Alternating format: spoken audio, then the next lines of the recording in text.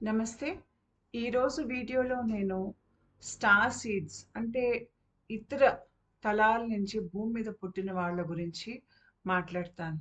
వీళ్ళల్లో చాలా తేలిగ్గా ఆధ్యాత్మిక జాగృతి గాని, కుండలిని జాగృతి గాని అవుతుంది. వాళ్ళని వాళ్ళు ఏ రకంగా గుర్తుపట్టుకుంటారు? వాళ్ళు భూమి మీద పడే ఇబ్బందులేమిటి? ఇలాంటివన్నీ నేను ఈరోజు వీడియోలో చెప్తాను.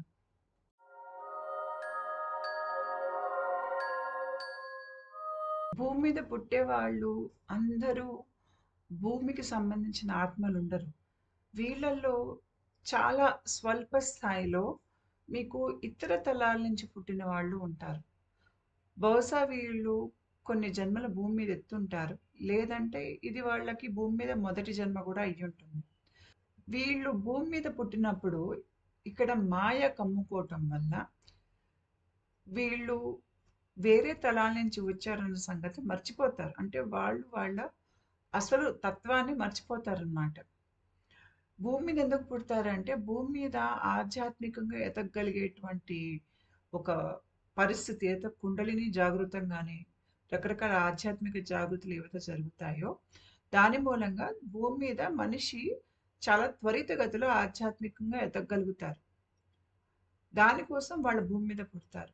వీళ్ళకు భూమి మీద పుట్టినప్పుడు ఏంటంటే, అంతగా మానవ జాతి ఏ రకంగా ఆలోచిస్తుంది, ఏ రకంగా ప్రవర్తిస్తుంది, వీళ్ళలో జంతు ప్రవృత్తి ఎలా ఉంటుందనేది వీళ్ళకి తెలియదు. ఎందుకంటే వీళ్ళు పై తలాల నుంచి వచ్చి ఉండటం మూలంగా ఏదైతే ఒక సాధారణ మనిషిలో మీకు కనిపించే భయం, అత్యాస, అవినీతి ఏవైతే కనిపిస్తాయో చాలా మందిలో, అది వీళ్ళల్లో ఉండదు. వీళ్ళలో ఒక రకమైనటువంటి అమాయకత్వం, నిర్మలత్వం ఉంటుంది. అంటే వీళ్ళు పై తలాల నుంచి వస్తే. కాబట్టి మనుషులు క్రూరంగా ప్రవర్తించినా, అబద్ధాలు చెప్తున్నా, భయపడుతున్నా వీళ్ళకి అర్థం కాదు. ఎందుకిలా ప్రవర్తిస్తున్నారు అనేది వీళ్ళకి బోధపడదు. తెలియక వీళ్ళు చాలా సార్లు మనుషులతో సంబంధాలు పెట్టుకుని, దాంట్లో మోసపోయి, మనుషులు వీళ్ళ మంచితనాన్ని వాడుకుని, వాళ్ళని దుర్భాషలాడి, క్రూరంగా ప్రవర్తించి, హింసను ఎదుర్కొంటారు. ఈ హింస ఎందుకు జరుగుతోంది అనేది కూడా వాళ్ళకి అర్థం కాదు. ఎందుకంటే వాళ్ళకి ఒక స్థాయిలో మనిషి ఆలోచించే విధానం వీళ్ళకి అర్థం కాదు. వాళ్ళకి ఇవన్నీ అర్థమయ్యేసరికి జీవితంలో చాలా పాఠాలు నేర్చుకుంటారు. మనిషి నైజం మీద, మనిషిలో ఎంత స్వార్థం ఉంటుంది, భయం ఉంటుంది, మనుషులు ఎలా ప్రవర్తిస్తారు అనేది చివరికి ఇంట్లో వాళ్ళకు కూడా. వీళ్ళు చాలా జీవితంలో ఎదురు దెబ్బలు తిన్నాక ఆ విషయం వాళ్ళకి అర్థమవుతుంది. ఇది కొత్తగా వాళ్ళు నేర్చుకునేటువంటి జ్ఞానం అన్నమాట. ఈ జ్ఞానం రావటంతో వాళ్ళేంటంటే వాళ్ళ దేహం, మనస్సు 2 ఆధ్యాత్మిక జాగృతికి గాని, కుండలిని జాగృతికి గాని వీళ్ళకి తయారవుతుంది. అయితే వీళ్ళేంటంటే వీళ్ళలో ఒక రకమైనటువంటి ప్రత్యేకమైనటువంటి ఒక నిజాయితీ ఉంటుంది. వాళ్ళలో ఒక లోతైనటువంటి ఒక వ్యక్తిత్వం అనేది ఉంటుంది. అంటే వాళ్ళు లోపల ఖాళీగా ఉండరనమాట. వాళ్ళకి వాళ్ళ మీద నమ్మకం, వాళ్ళకి దేవుడంటే నమ్మకం, వాళ్ళలో ఒక రకమైన తేజస్సు, వెలుగు ఉంటుంది. వీళ్ళు నిర్భయంగా మాట్లాడతారు. లేదంటే వీళ్ళల్లో బాధను తట్టుకునే శక్తి చాలా ఎక్కువగా ఉంటుంది. అపకారికి కూడా ఉపకారం చేసే తత్వం వీళ్ళల్లో ఉంటుంది. వీళ్ళు సమాజంలో అన్యాయం జరుగుతుంటే చూస్తూ కూర్చోలేరు. పోరాడతారు. చాలా మటుకు వీళ్ళే నాయకులుగా ఉండి సమాజంలో ఉన్న క్రూరత్వానికి వ్యతిరేకంగా పోరాడతారు. ఉదాహరణకి మనకి రాజా రామ్మోహన్ రాయ్ గారు చాలా మంది ఉన్నారు మనకి. వితంతువుల వివాహం జరగాలని చెప్పి, వివక్షత పోవాలని చెప్పి వీళ్ళు పోరాడారు. ఒక మామూలు మనిషికి సమాజంలో ఉండేటువంటి అంధకారం గాని, సమాజంలో ఉండేటువంటి ఈ క్రూరత్వంతో నిండినటువంటి కట్టుబాట్లుంటాయి చూడండి. వాటికి నిర్భయంగా వ్యతిరేకంగా వెళ్ళేటువంటి సత్తా మామూలు మనిషిలో ఉండదు. ఇలా ఒక సామాజిక స్థాయిలో విప్లవం తెచ్చి పోరాడాలి అంటే దానికి చాలా ప్రత్యేకమైన మనిషి కావాలి.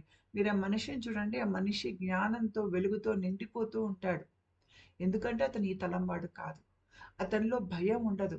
అతనిలో స్వార్థం చాలా తక్కువ స్థాయిలో ఉంటుంది. అతను ఎక్కువ తను చేసే పనులు 10 మందికి ఉపయోగపడాలి అనేటట్టుగా ఉంటాడు. అతను నిజాయితీలోంచే బ్రతుకుతారు.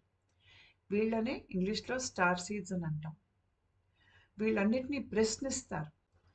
సమాజంలో మనం మామూలుగా ఉండేటటువంటి దురాచారాలు ఉంటాయి చూడండి. ఒక మామూలు నుంచి దాన్ని స్వీకరించేస్తాడు. కానీ వీళ్ళు స్వీకరించరు. ఉదాహరణకి ఏదైనా సమాజంలో బానిసత్వం ఉందనుకోండి. దానికి ఎన్నో తరాలు బట్టి అలవాటు పడిపోయిన మనిషి దాన్ని ప్రశ్నించడు. అది తనకి వీలుగా ఉంది కాబట్టి ఇలాగే కొనసాగాలంటాడు. బానిసలు మనుషులు కాదంటాడు. వాళ్ళని పనివాళ్ళగా అలాగే చూడాలి అంటాడు. వాళ్ళు కాస్త చదువుకుని పైకొద్దామని వాళ్ళకి నచ్చదు. ఎందుకు? ఒక మామూలు మనిషి ఇలాగే ఆలోచిస్తాడు. ఎవరైతే దిగువ అహంకారం నుంచి బతుకుతున్నాడో, ఇలాంటి వాళ్ళు మీ సమాజంలో ఎక్కువున్నప్పుడు అలాంటి వే మీకు ఎక్కువగా సమాజంలో నడుస్తాయి. సమాజం అంత అంధకారంలో బతుకుతున్నప్పుడు, దానికి వ్యతిరేకంగా వెళ్లి 10 మందితో పోరాడి, మీరందరూ చేసేది తప్పు. నేను సరిగ్గా మీకు మార్గం చూపిస్తున్నాను. వాళ్ళు బానిసలు గారు, వాళ్ళు మనుషులు అని చెప్పి, అలా నిర్భయంగా నించోగలిగే శక్తి చాలా తక్కువ మందిలో ఉంటుంది. అలాంటి నాయకులే ఈ స్టార్ సీడ్స్. అంటే ప్రతి స్టార్ సీడ్ విప్లవం తెస్తాడని కాదు. కాకపోతే వాళ్ళు భూమి మీద పుట్టినందుకు, భూమికి కూడా వాళ్ళ మూలంగా ఏదో ఒక రూపంలో మంచి జరుగుతుంది. అయితే నేను ఇందాక చెప్పినట్టుగా వీళ్ళు భూమి మీద పుట్టినప్పుడు ఒక మామూలు కుటుంబంలో పుడతారు. ఆ కుటుంబంలో వాళ్ళు అక్కడ ఉన్న మనుషులు వాళ్ళకి అర్థం కారు. వాళ్ళ ప్రవర్తనలు అర్థం కావు. వీళ్ళ ప్రవర్తన కుటుంబం ప్రవర్తనకి చాలా భిన్నంగా ఉంటుంది. కుటుంబంలో ఏమైనా గనక హ్మ్, ఎక్కువ తక్కువ లాంటివి ఉన్నా, ఏవైనా కొద్దిగా సంకుచితపు స్వభావాలున్నా, ఆలోచనలున్నా వీటిని ప్రశ్నిస్తారు. వీళ్ళు ఎదురు తిరుగుతారు. ముఖ్యంగా వీళ్ళలో సాత్విక తత్వం బాగా ఉంటుంది. నిర్భయంగా ఉండే మనిషిలో సాత్విక తత్వం ఎక్కువుంటుంది. భయంలో బతికే మనిషికి తామసిక తత్వం ఎక్కువుంటుంది. వీళ్ళు నిర్భయంగా మాట్లాడేసరికి ఇంట్లో వాళ్ళు వీళ్ళని ఒక రెబెల్‌లా ముద్ర వేస్తారు. వీడు మన మాట వినడు, వీడు మంచివాడు కాదని అతనికి వ్యతిరేకంగా ఇంచుమించు ఇంట్లో వాళ్ళందరూ ఉంటారనమాట. దాని మూలంగా అతను తిరస్కారం అనేది ఇంట్లో వాళ్ళ నుంచి, చాలా మటుకు చుట్టుపక్కల సమాజం నుంచి ఇతను అనుభవిస్తాడు. ఎందుకంటే ఇతను ఆలోచించే విధానం, అతని చుట్టుపక్కల ఆలోచించే విధానం ఒక తీరుగా ఉండదు. ఇతను ఆలోచించే విధానం ఎక్కువ మానవతా విలువల నుంచి ఉంటుంది. చుట్టూ ఉన్న వాళ్ళకి అది నచ్చదు. నిజం మాట్లాడితే నచ్చదు. నచ్చకపోయేసరికి ఇతను ఇంచుమించు ఇంట్లో వాళ్ళు తర్వాత వాళ్ళ చుట్టాలు అందరికీ ఇతను దూరంగా ఉండటానికి ప్రయత్నిస్తాడు. ఇంచుమించు ఈ స్టార్ సీడ్స్ ఒక వయసొచ్చాక అందరికీ దూరంగా వెళ్ళిపోవటానికి ఇష్టపడతారు. ఒంటరిగా బతకడానికి ఇష్టపడతారు. అయితే వీళ్ళు స్టార్ సీడ్స్ అన్న విషయం వీళ్ళకి ముందు తెలీదు. ఇది అర్థం కావడానికి చాలా కాలం పడుతుంది. అంటే వీళ్ళలో ఒక రకమైనటువంటి ఆధ్యాత్మిక జాగృతి ఇంకా మొదలవుతుంది అనంగా కాస్తగా వీళ్ళకి జ్ఞాపకాలు వస్తాయి పైకి. ఏవైతే సబ్‌కాన్షియస్ మైండ్‌లో నిగూఢంగా వీళ్ళ గత జన్మ తాలూకు రహస్యాలున్నాయో కాస్త బయటకొస్తూ ఉంటాయి. బయటకొచ్చినా ముందు వీళ్ళకి అర్థం కాదు. ఎందుకంటే వాళ్ళ మాయలో ఉన్నారు. భూమి మీద ఉన్న మాయలో. అయితే వీళ్ళు టిపికల్‌గా ఏంటంటే వీళ్ళు వచ్చేది పై తలం నుంచి వస్తారు. వీళ్ళల్లో మానసిక స్థాయి తెలివి ఉంది చూడండి. అంటే జ్ఞానపరమైనటువంటి తెలివి చాలా ఎక్కువ వీళ్ళల్లో. వీళ్ళు నేను చెప్పినట్టుగా చాలా సున్నిత మనస్కులై ఉంటారు. వేరే వీడియోస్‌లో కూడా చెప్పాను మీకు. సున్నిత మనస్కులు ఏ రకంగా అన్ని రకాల భావోద్వేగాలను అనుభవించగలుగుతారు. అన్ని రకాల భావోద్వేగాలను అనుభవించగలుగుతారు కాబట్టి వీళ్ళు ఎదుటి మనిషి బాధని, కష్టాన్ని అర్థం చేసుకుంటారు వీళ్ళు. ఎందుకంటే వీళ్ళకి వాళ్ళ సిస్టమ్ ఏదైతే శరీరం సిస్టమ్ ఉందో అది తెరుచుకొని ఉంటుంది. ఎలక్ట్రోమాగ్నెటిక్ ఫీల్డ్ కొంతవరకు. ఎదుటి మనిషి ఆకలి వీళ్ళకి అర్థమవుతుంది. ఎదుటి మనిషి బాధ వీళ్ళకి అర్థమవుతుంది. వీళ్ళలో కరుణ ఎక్కువ ఉంటుంది. వీళ్ళు భూమి మీద కర్మ సంబంధాల్లో పుడతారు పుట్టటమే. ఆ కర్మ సంబంధాలు వీళ్ళని చాలా బాధ పెడతాయి. చాలా మందికి కొద్దిగా వయసొచ్చి కొద్దిగా కాళ్ళ మీద వాళ్ళు నిలబడే స్థితికి వాళ్ళకి తెలియకుండానే వాళ్ళకి చాలా ఆరోగ్య సమస్యలొస్తాయి.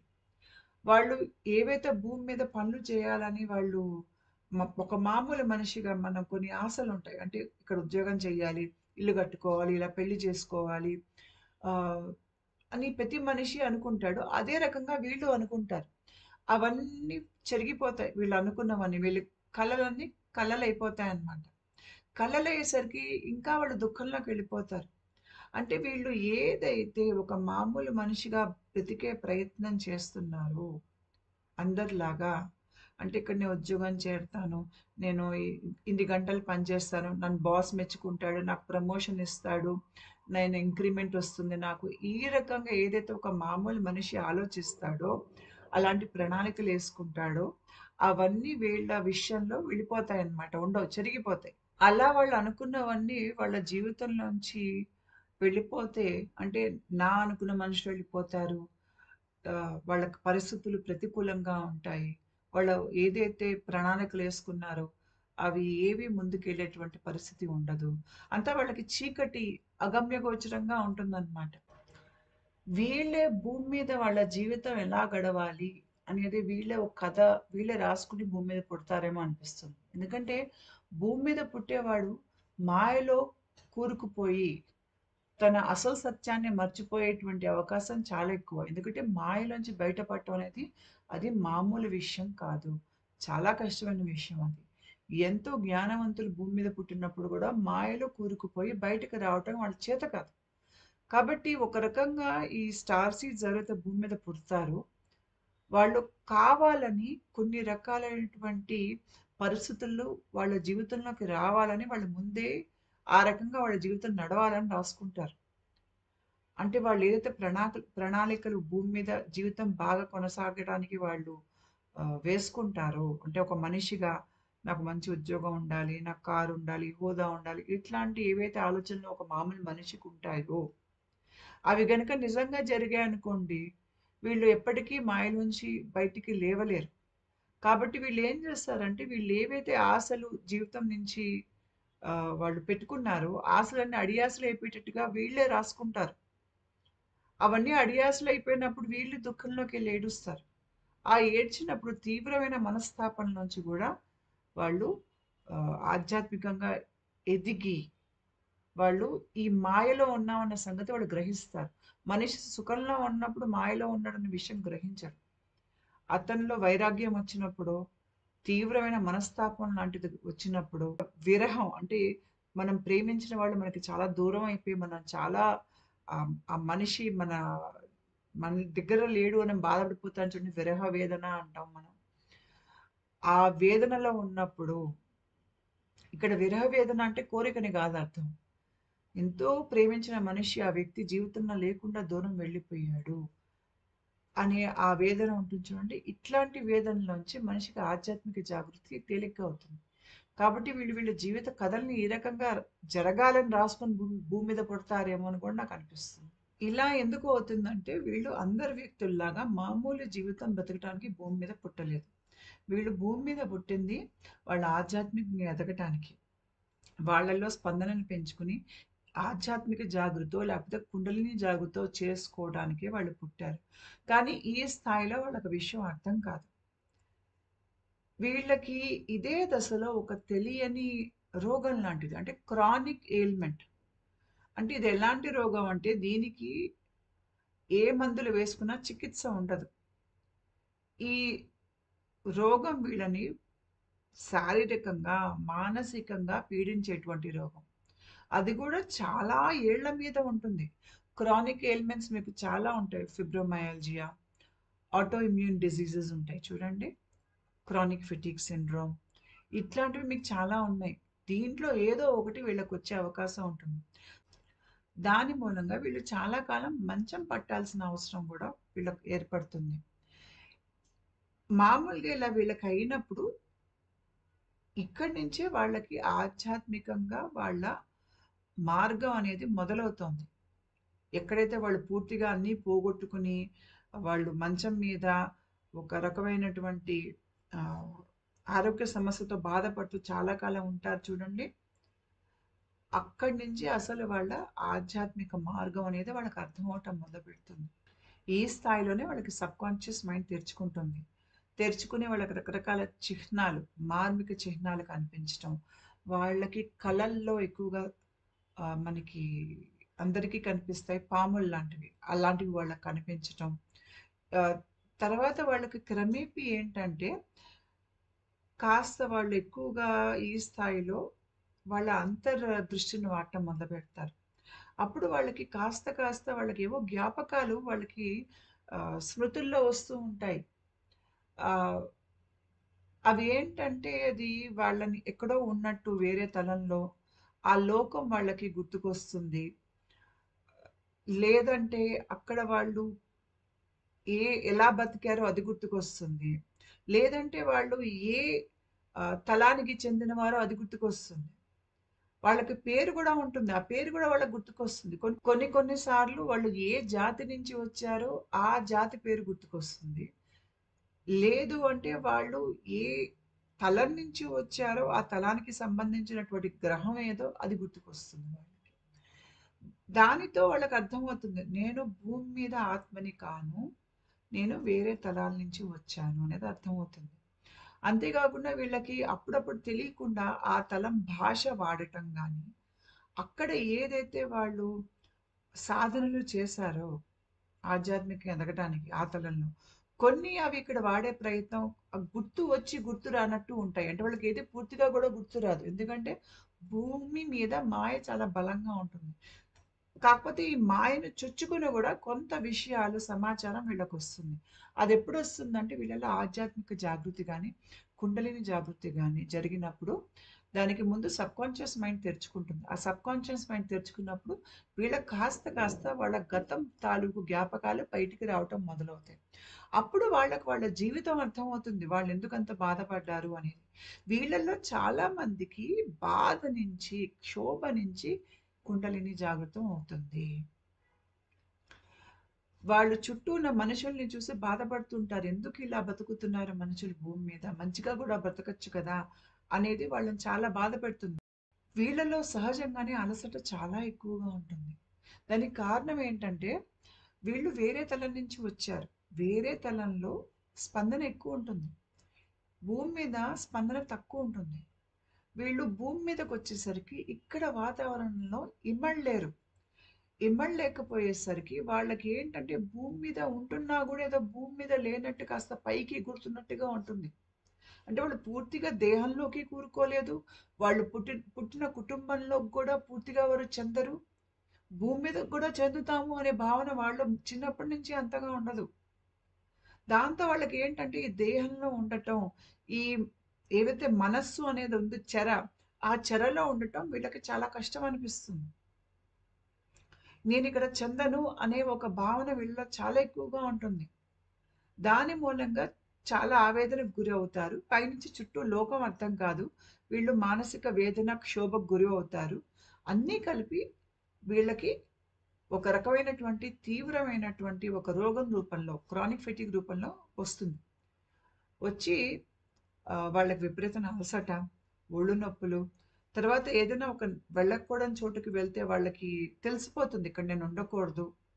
వీళ్ళకి 10 మంది దృష్టి వీళ్ళ మీద పడుతుంది. అంటే చెడు దృష్టి ఉంటుంది చూడండి, వీళ్ళకది చాలా ఎక్కువగా ఉంటుంది. అంతే కాకుండా వీళ్ళకొచ్చిన ఇంకో ఇబ్బంది ఏంటంటే, భూమి మీద పై తలాలు వీళ్ళ వీళ్ళ రూపంలో పుట్టినట్టుగా, దిగువ తలాల నుంచి గూడా కొన్ని రకమైనటువంటి చీకటి ఆత్మలనేవి గూడా భూమి మీద ఉంటాయి. భూమి మీద తిరిగేటువంటి ఈ దురాత్మలకి ఏంటంటే, ఒక మనిషిలో జ్ఞానం, తేజస్సు గనక ఎక్కువగా ఉంటే, ఇవి ఓర్చుకోలేవు. ఎక్కువగా మనిషి దుఃఖంలో, వ్యసనాల బారిన పడి, అత్యాశతో ఒకళ్ళనొకళ్ళు పీడించుకుంటూ, హింసించుకుంటూ ఉంటే, ఈ దురాత్మలకి ఆనందం. అందుకనే మీరు చూడండి, ఏదన్నా తరచుగా హింస జరిగే చోట, లేకపోతే జైల్స్‌కెళ్ళి చూడండి. అక్కడ మీకు ఒక రకమైనటువంటి నెగెటివ్ ఎనర్జీ ఉంటుంది. అక్కడ చుట్టూ మీకు ఒక నలుపు అలుముకున్నట్టు.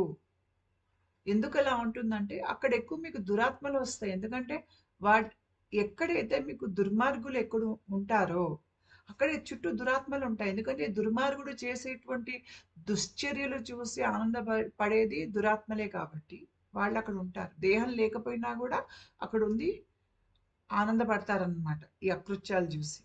కాబట్టి ఎవరైనా ఒక మనిషి తేజస్సుతో వెలుగుతూ ఉంటే దురాత్మలకు నచ్చదు. దురాత్మలేంటంటే చాలా తేలిగ్గా వ్యక్తిత్వం లేని వాళ్ళని, మనుషుల్లో దుర్మార్గుల్ని, క్రూరుల్ని చాలా తేలిగ్గా వీళ్ళు రెచ్చగొట్టగలుగుతారు. కాబట్టి మీకు ఎవరైతే ఈ స్టార్ సీడ్ అనేవాడున్నాడో జ్ఞాన రూపంలో, తేజస్సు ఉండి మనిషి నిజాయితీగా, నిర్భయంగా ఉన్నాడో, ఇలాంటి వాళ్ళు చాలామంది అతని మీదకి అనవసరంగా వచ్చి ఆహ్, దెబ్బలాడటం, గొడవలు పెట్టుకోవటం, లేదంటే ఆహ్, తిట్టటం, అతని గురించి చెడు ప్రచారం చేయటం, ఇలాంటివన్నీ చేస్తారనమాట. సతాయించటం విపరీతంగా. ఎందుకు చేస్తారు అంటే, ఈ మనిషిలో బాధపడినప్పుడు, దుఃఖపడినప్పుడు అతను తనలోని వెలుగు తగ్గుతుంది. తగ్గినప్పుడు అతనిలో తెలియకుండా ఒక రకమైనటువంటి అలసట వస్తుంది. ఈ అలసట ఎలా ఉంటుందంటే జన్మ జన్మాల అలసట ఇది. అంత అలసట వస్తుంది మనిషికి. అప్పుడు అతను ఎదగలేడు. తన నిజ స్వరూపం అతనికి అర్థం కాదు. తను ఈ తలం వాడు కాదు. తను వేరే తలం నుంచి వచ్చాడు అనేది అతనికి అర్థం కాదు. అకారణంగా మనుషులు వచ్చి అతనితో గొడవ పెట్టుకోవటం, లేదంటే అకారణంగా 10 మంది దృష్టి అతని మీద పడటం. అప్పుడప్పుడు అది మంచిగా పడుతుంది. అప్పుడప్పుడు అది ఈర్ష్య రూపంలో అతన్ని పీడించే రకంగా కూడా పడుతుంది. అంటే ఉదాహరణకి ఇప్పుడు ఈ మనిషి ఒక ఆఫీస్‌లో చేరాడనుకోండి. అక్కడ ఆఫీస్‌లో మిగతా వాళ్ళు ఇతన్ని చూసి ఓర్చుకోలేక చుట్టూ చేరి ఇతన్ని సతాయించేస్తారు ఆఫీస్‌లో పని చేసినంత కాలం. లేదు అంటే ఇప్పుడు ఈ మనిషికి పెళ్లయిందనుకోండి, అత్తారింటికెళ్ళిందనుకోండి ఈ అమ్మాయి. అత్తారింట్లో ఈ అమ్మాయిని పీడించేసేవాళ్ళు ఎక్కువుంటారక్కడ. ఈ అమ్మాయిలో ఎంత మంచితనం ఉన్నా, తేజస్సున్నా, జ్ఞానం ఉన్నా గూడా, ఈ అమ్మాయిని ఏదో రకంగా పీడించి, హింసించి, చెడ్డదానిగా ముద్ర వేసే ప్రయత్నం చేసేవాళ్ళు చుట్టూ చాలా ఎక్కువగా ఉంటారు వీళ్ళకి. ఇది వీళ్ళకి ఇలాంటివి వాళ్ళ ఆధ్యాత్మిక జాగృతి వాళ్ళల్లో మొదలు కాకముందు, లేదంటే ఇంకా మొదలవుతుంది అనంగా వీళ్ళు ఇలాగా తీవ్ర స్థాయిలో ఎదుటి వాళ్ళ నుంచి దూషణలు గానీ, లేదంటే మానసిక వేదన గానీ, అప్పుడప్పుడు శారీరక వేదన గూడా అవ్వచ్చు. వీళ్ళు అనుభవిస్తారనమాట. కాకపోతే వీళ్ళకి అర్థం కానిదేంటంటే, నేనేం చేశానని నా మనుషులు నా మీదకొస్తున్నారో నాకు అర్థం కావట్లేదు అనేదే వీళ్ళ ఆలోచన ఉంటుంది.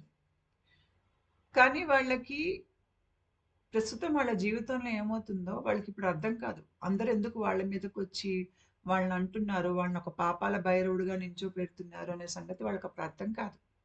చాలా ఏళ్ల తర్వాత అంటే ఆధ్యాత్మికంగా ఎదిగిన తర్వాత వాళ్ళు వెనక్కి తిరిగి వాళ్ళ జీవితాన్ని చూసుకున్నప్పుడు అప్పుడు వాళ్ళ సత్యం అనేది అర్థమైనప్పుడు వాళ్ళకి మొత్తం జీవితంలో ఏం ఘటనలు ఎందుకు జరిగాయో వాళ్ళకి అర్థమవుతుందనమాట.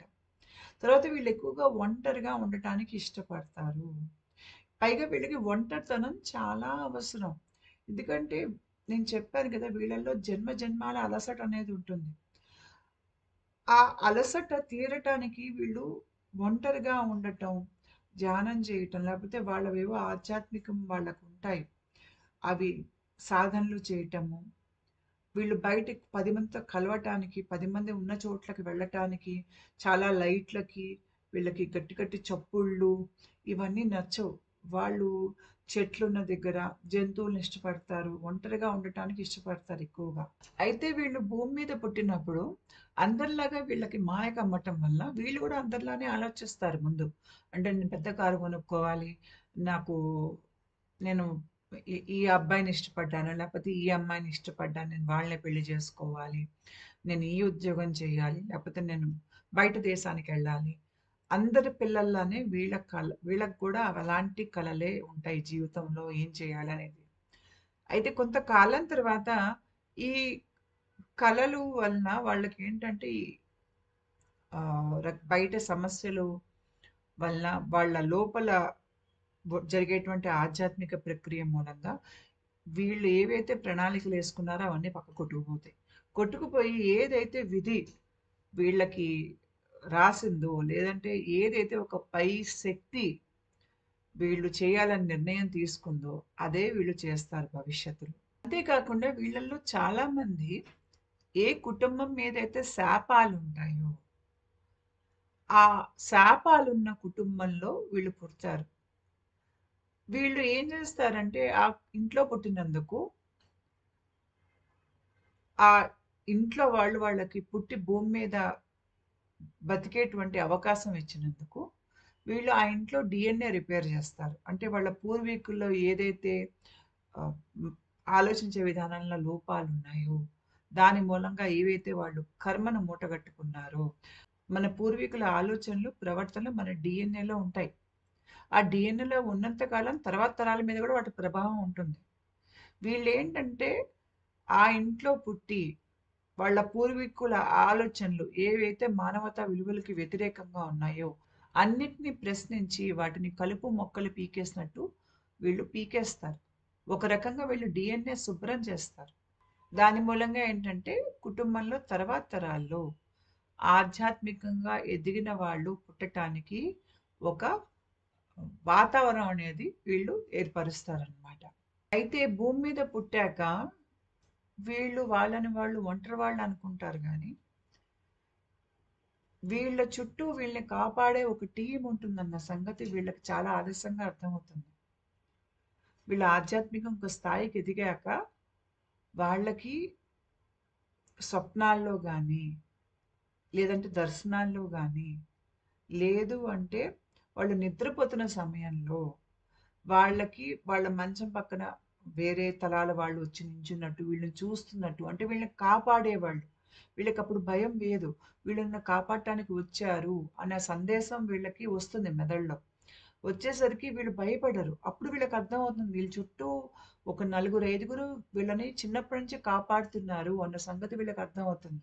ఎందుకంటే భూమి మీద వాతావరణంలో ఆహ్, వీళ్ళు పై స్థాయి నుంచి వచ్చారు కాబట్టి ఇమ్మట్టం కష్టం. రెండోదేంటంటే, భూమి మీద నేను ఇందాక చెప్పినట్టుగా దిగువ తలాల దురాత్మలు తిరుగుతూ ఉంటాయి. ఈ దురాత్మలకి ఏంటంటే, ఈ పై తలం నుంచి వచ్చిన వాడు వీళ్ళకి పడడు. కాబట్టి ఏదో రకంగా ఈ పై తలం నుంచి వచ్చిన వాడి మీద దాడి చేసేటువంటి ప్రయత్నాలనేవి బాగా అవుతాయి. వీళ్ళకి తెలియని యాక్సిడెంట్స్, అనుకోని యాక్సిడెంట్స్ అవి అలా త్రుటిలో యాక్సిడెంట్స్ తప్పిపోతూ ఉంటాయి.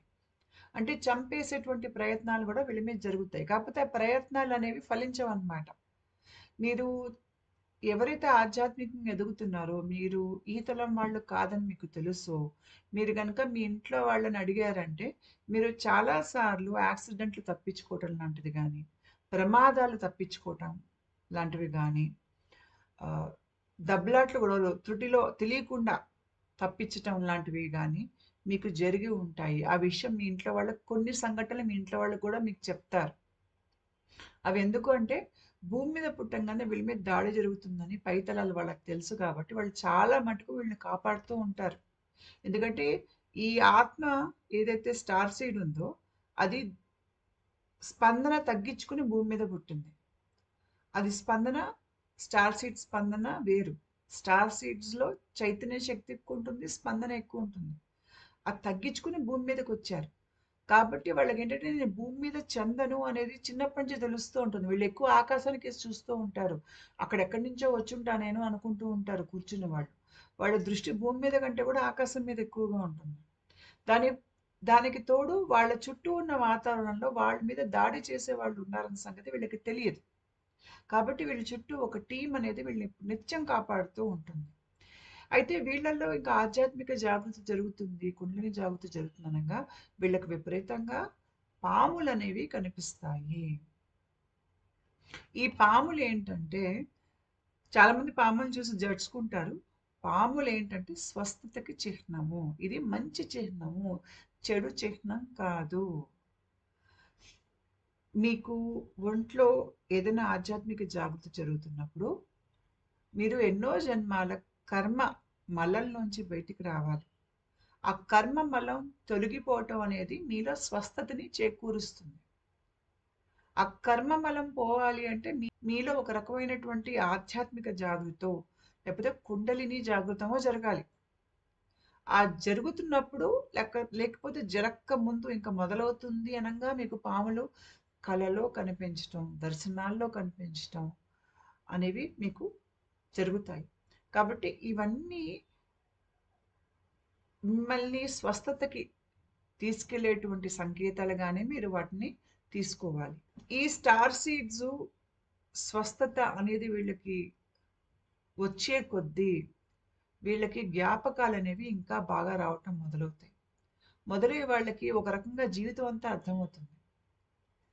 అర్థమయ్యి పూర్తిగా కోలుకుంటారు. వాళ్ళకి ఏదైతే ఈ క్రానిక్ ఎయిల్మెంట్స్ ఉన్నాయో అవి కూడా వెళ్ళిపోతాయి ఒక దశలో. వెళ్ళిపోయి మొత్తం కోలుకుంటారు. వీళ్ళకి ఆధ్యాత్మిక జాగృతో, కుండలిని జాగృతో జరుగుతుంది. అంటే ఆధ్యాత్మిక జాగృతి అంటే పైనుంచి మీకు విశ్వశక్తి దిగటం. టాప్ డౌన్ అవేకెనింగ్ అనొచ్చు. వీళ్ళకి ఎక్కువగా టాప్ డౌన్ అవేకెనింగ్ అవుతుంది. ఆహ్, కుండలిని అవేకెనింగ్ కొంతమందికే అవుతుంది. ఎక్కువగా టాప్ డౌన్ అవేకెనింగ్ అవుతుంది వీళ్ళకి. అయితే వీళ్ళకి తెలియకుండానే వీళ్ళు స్వస్థత చేకూర్చేటువంటి చాలా రకమైనటువంటి సాధనలున్నాయి చూడండి. వాటి వైపు ఆకర్షితులవుతారు. అంటే క్రేనియోసెక్రల్ థెరపీ చేయించుకోవటం, లేకపోతే ప్రాణిక్ హీలింగ్ చేయించుకోవటము, మసాజులు చేయించుకోవటము, తెలియకుండా ఏదో మొక్కల వైపు వాళ్ళు ఆకర్షితులై ఆ మొక్కల్ని వాళ్ళు తినటం, లేదంటే కళల్లో వస్తాయి వాళ్ళకి మందులు. ఏ మొక్క ఆహ్, పువ్వు తినాలి, ఏ మొక్క కొమ్మ తినాలి అనేది మీకు మూలికలేమిటి అనేవి వీళ్ళకి కళల్లో వస్తాయి. ఆ స్వప్నాల్లో. దాన్ని బట్టి వాళ్ళని వాళ్ళు మార్చుకుంటూ ఆరోగ్యపరంగా ఎదుగుతూ అలా ఒక రకమైనటువంటి స్వస్థత అనే ఒక ప్రయాణం మొదలుపెడతారు వీళ్ళు. వాళ్ళు ఎప్పుడైతే పూర్తిగా ఆహ్, స్వస్థత చేకూరుతుందో వాళ్ళల్లో, అప్ ఆ ప్రయాణంలో వాళ్ళలో ఆ జాగృతి ఏదైతే ఆధ్యాత్మిక జాగృతో, కుండలిని జాగృతి అనేది జరిగి, అప్ వీళ్ళు స్వస్థత చేకూరటం, ఈ ఆధ్యాత్మిక జాగృతి మొత్తం వాళ్ళల్లో అవ్వటం అనేది ఇవి 2 కలగలిపి అవుతాయన్నమాట వీళ్ళకి. వీళ్ళొక స్థాయి పైకొచ్చాక అంటే పై చక్రాల్లోకి వచ్చాక వీళ్ళకి వాళ్ళు భూమి మీద ఎందుకు పుట్టాము? భూమి మీద ఇప్పుడు నేనేం పని చేయాలి? అనేది వీళ్ళకి అర్థమవుతుంది. వీళ్ళల్లో ఈ స్థాయిలో సంకుచిత స్వభావం గాని, స్వార్థం గాని ఏదో ఒక మామూలు మనిషిలో ఉండేటువంటి స్వార్థం ఉంది చూడండి. కొత్తలో వీళ్ళల్లో గూడా ఉంటుంది భూమి మీద పుట్టినప్పుడు. దాన్ని జయించేసి ఉంటారు. జయించేసి ఉండటం మూలంగా వీళ్ళు ఇప్పుడు చేసే పనులు 10 మందికి ఉపయోగపడేటువంటి పనులై ఉంటాయి. పైగా వీళ్ళు ఏ తలం నుంచైతే వచ్చారో, ఆ తలం తాలూకు విద్య వీళ్ళల్లో ఉంటుంది. ఆ విద్య వాళ్ళకి గుర్తుకొస్తుంది. కొంతమందికి ఇది సైంటిఫిక్ విద్య అయి ఉంటుంది. అంటే వీళ్ళు సైన్స్ పరంగా, విజ్ఞానం పరంగా వీళ్ళకి చాలా తెలివి ఉంటుంది. మ్యాథమెటిషియన్స్ అవుతారు, సైంటిస్ట్స్ అవుతారు. మనం రామానుజ ఉన్నారు. వారు అద్భుతంగా మ్యాథమెటిక్స్ ఫార్ములాస్ రాశారు. వారిని మీకెక్కడి నుంచి వచ్చింది ఇది అంటే, ఇది నాకు అమ్మవారు ఇచ్చిన సందేశం అని అంటారు వారు. వారు భూమి మీద పుట్టింది ఆ జ్ఞానాన్ని మనకి దగ్గరికి తీసుకురావటానికి. ఒక రకంగా ఆయన స్టార్ సీడ్ అనే అనుకోవచ్చు. ఆయన ఈ తరం మనిషి గాదు. అదే రకంగా మీరు ఆహ్, డిమిట్రీ మెండెలివ్ అని ఉన్నారు. మీకు రష్యన్ కెమిస్ట్. ఆయనే పీరియాడిక్ టేబుల్ అనేది ఆహ్, వారే మీకు మొదటిసారి ఈ లోకానికి పరిచయం చేశారు. అది ఆయనకెలా తెలిసింది అంటే దాన్ని మూడో కంట్లో చూసారట. అంటే అతను ఏ తలం నుంచి అయితే వచ్చారో, ఆ తలం తాలూకు జ్ఞానం ఆయనకి ఇక్కడ గూడా అందుబాటులో ఉంది భూమి మీద. మీరు మీకు చాలా పేరు ప్రఖ్యాతులున్నటువంటి ఆహ్, విజ్ఞానానికి సంబంధించిన వాళ్ళు గాని, లేదంటే వేదాంతులు గాని, లేదంటే సమాజాన్ని తీర్చిదిద్దే మనుషులుంటారు చూడండి. విప్లవకారులు.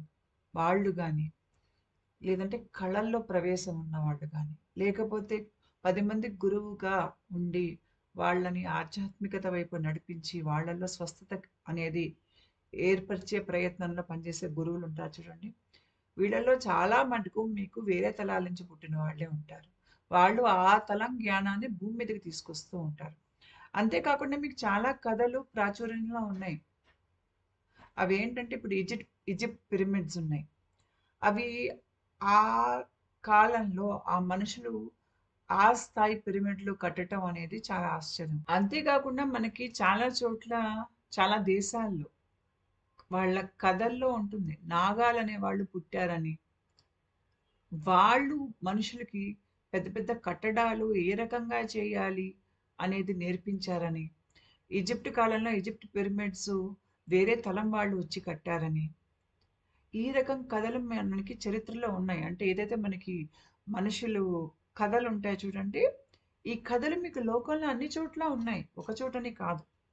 అదే రకంగా మీకు కంబోడియాలో యాంకోర్ వాట్ టెంపుల్స్ ఉంటాయి.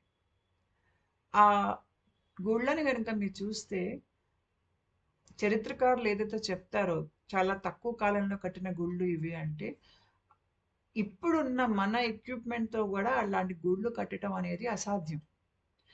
అలాంటి గుళ్ళు కట్టాలన్నా ఆ నిర్మాణం శైలి, ఆ టెక్నిక్సు ఇప్పుడున్న మనుషులు భూమి మీద ఉన్న మనుషుల్లో గూడా అంటే ఆ వ్యవధిలో కట్టేంత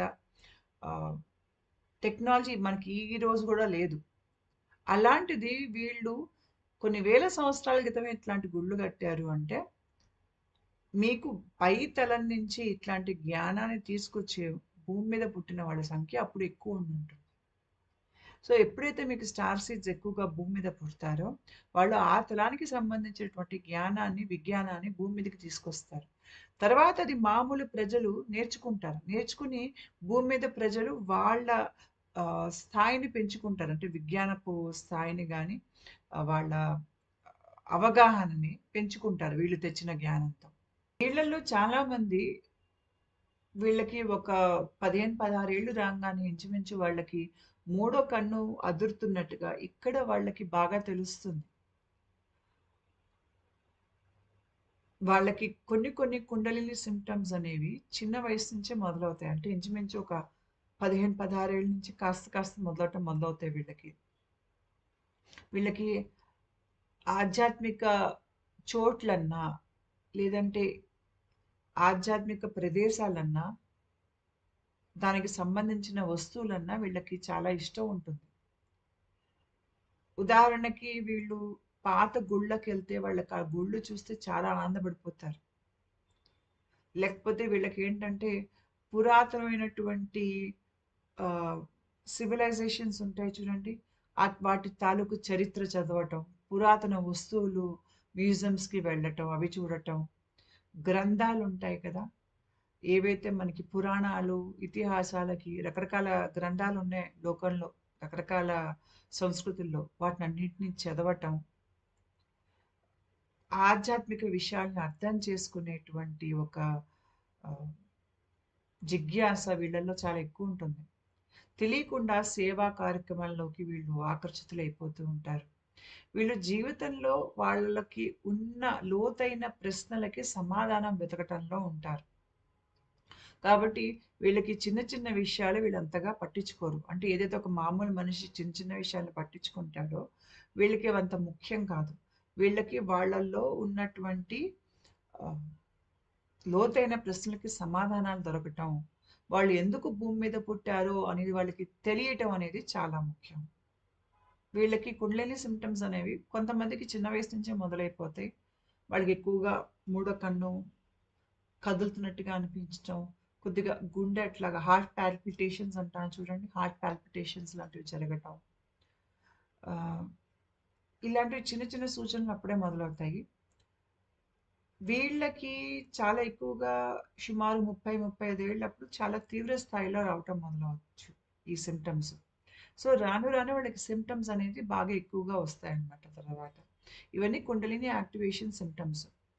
ఈ సింప్టమ్స్ అవుతున్నప్పుడే వాళ్ళకి కొద్ది కొద్దిగా వాళ్ళ జ్ఞాపకాలు ఏవైతే మరుగున పడిపోయాయో అవి పైకి రావటం మొదలవుతుంది.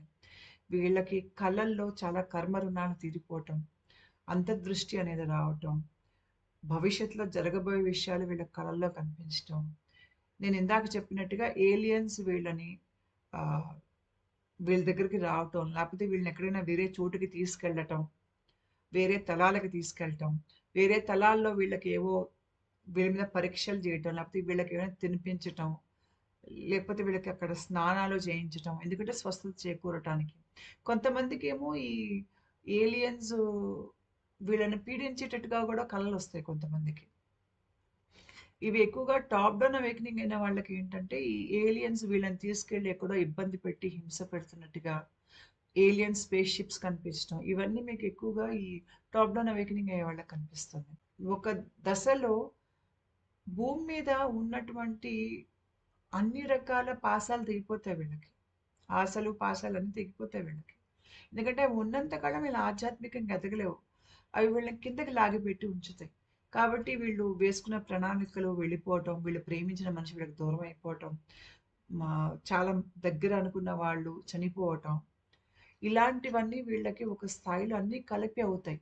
అయినప్పుడు వీళ్ళు ఒక రకమైనటువంటి అంధకారంలోకి వెళ్ళిపోతారు. అంటే ఇంక నేను ఈ భూమి మీద నేను పని చేయలేను, ఉండలేను, ఫంక్షన్ చేయలేని ఒక మనిషిగా అనే ఒక స్థితికెళ్ళిపోతారు వీళ్ళు. మళ్ళీ ఆ స్థితి నుంచి వాళ్ళు బయటికొచ్చి, మళ్ళీ వాళ్ళ పూర్తి వెలుగుని వాళ్ళు ఆహ్, వాళ్ళు వెనక్కి తీసుకుంటారు. వాళ్ళకి తెలుస్తుంది నాలో ఇంత వెలుగుంది. ఈ వెలుగంతా నేను నా కైవసం చేసుకోవాలి. నా లోపల ఈ వెలుగు సబ్‌కాన్షియస్, అన్‌కాన్షియస్ లెవెల్‌లో ఉంది. దాన్ని నా హస్తగతం చేసుకోవాలి. అది ఆ వెలుగు తిరిగి మళ్ళీ వాళ్ళకి ఈ దేహంలో నిండినప్పుడు ఏమవుతుందంటే, వాళ్ళు ఎందుకు కోసమైతే భూమి మీద పుట్టారు. వీళ్ళు పుట్టడానికి కూడా కారణం ఉంటుంది. వీళ్ళు ఆధ్యాత్మికంగా ఎదిగాక వీళ్ళు ఏ వ్యవస్థలో అయితే పనిచేస్తారో, ఆ వ్యవస్థలో దాన్నొక ఉన్నత స్థాయికి తీసుకెళ్ళేటువంటి సామర్థ్యం, తెలివి వీళ్ళల్లో ఉంటుంది. వీళ్ళు తర్వాత వెళ్ళి బ్యాంకుల్లో ఉద్యోగాలు జేయొచ్చు. మీకు మెడికల్ ఫీల్డ్‌లో ఉద్యోగాలు జేయొచ్చు. ఇంజినీరింగ్‌లో జేయొచ్చు. ఎక్కడ చేసినా కూడా అక్కడ వీళ్ళు చాలా వినూత్నమైనటువంటి విషయాలు కనుక్కోవటము, లేపోతే అక్కడ ఏదైతే మీకు సరైన పద్ధతులు లేవో వాటిని సెట్ చేయటము, అలాంటి చోట్ల వాళ్ళు 10 మందికి ఆదర్శప్రాయంగా ఒక వ్యవస్థని మార్చి అందులో మనుషుల్ని మార్చి, దాన్ని ఒక అద్భుతంగా సృష్టించగలిగేటువంటి శక్తి వీళ్ళల్లో ఉంటుంది. వాళ్ళు ఏదో ఒక పని చేయడానికి పుట్టారు. ఆ పని చేస్తారనమాట భూమి మీద వాళ్ళు అప్పటినుంచి. అప్పటికి వీళ్ళు ఇంచుమించు వాళ్ళకి వాళ్ళ సంగతి అర్థమై ఉంటుంది. వాళ్ళలో ఆధ్యాత్మిక జాగృతి ఆ ప్రక్రియ పూర్తయి ఉంటుంది. దాని మూలంగా వాళ్ళు భూమి మీద ఉండటం వల్ల భూమికి లాభం అనేది జరుగుతుంది.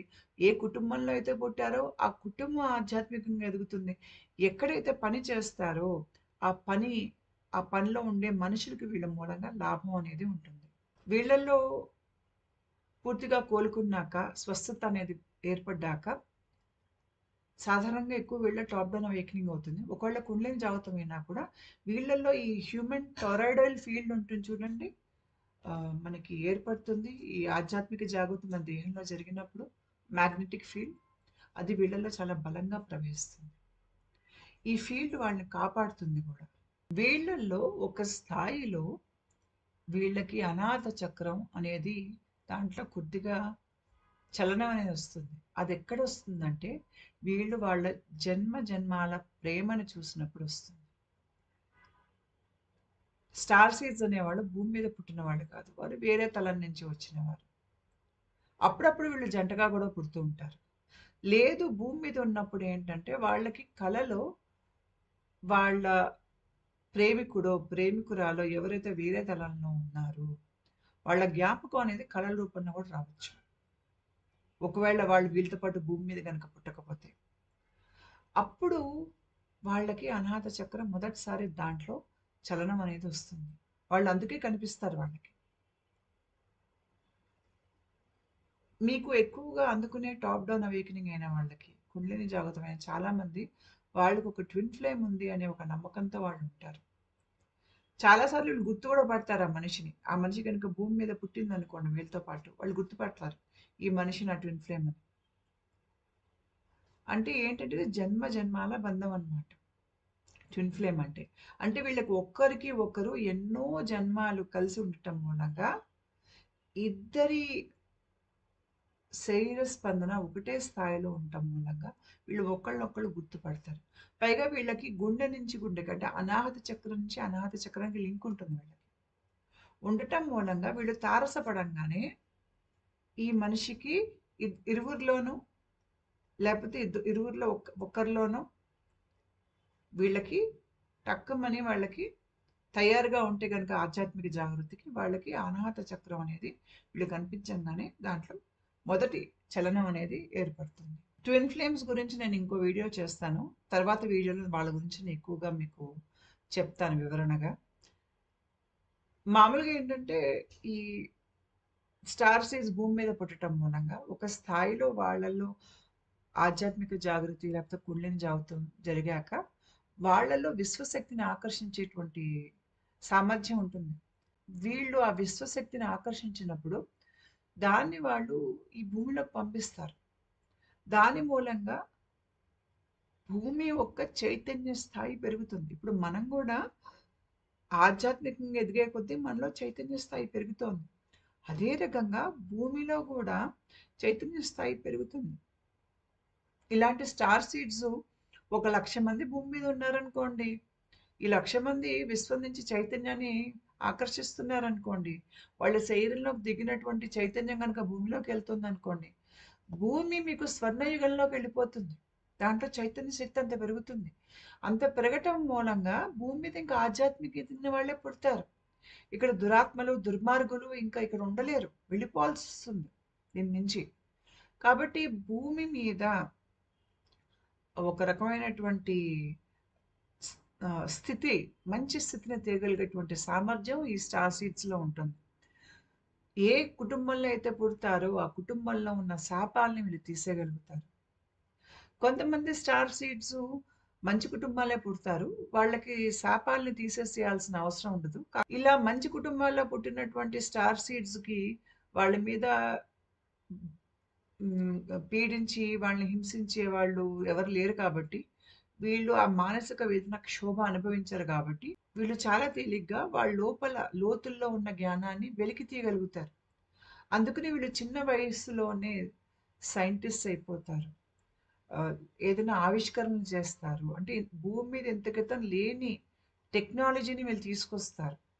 లేకపోతే భూమి మీద ఇంతవరకు లేనటువంటి వైద్య పరికరాల్ని గానీ, ఆ టెక్నాలజీని గాని తీసుకొస్తారు. లేకపోతే కళల్లో వాళ్ళు ఆరితేరి మీకు కళల వైపు వెళ్ళి చక్కటి రాగాలు కట్టి పాటలు పాడటం, లేకపోతే ఏదైనా మంచి వాయిద్యం వాయించగలగటం, లేకపోతే హస్తకళలు, లేకపోతే చరిత్రని సరిగ్గా అధ్యయనం చేసి మనుషులకు అర్థమయ్యేటట్టుగా చెప్పగలగటం, లేకపోతే మనుషుల ఆధ్యాత్మిక జాగృతి పెంపొందించేందుకు వాళ్ళు రకరకాల మార్గాలనేవి చెప్పటం.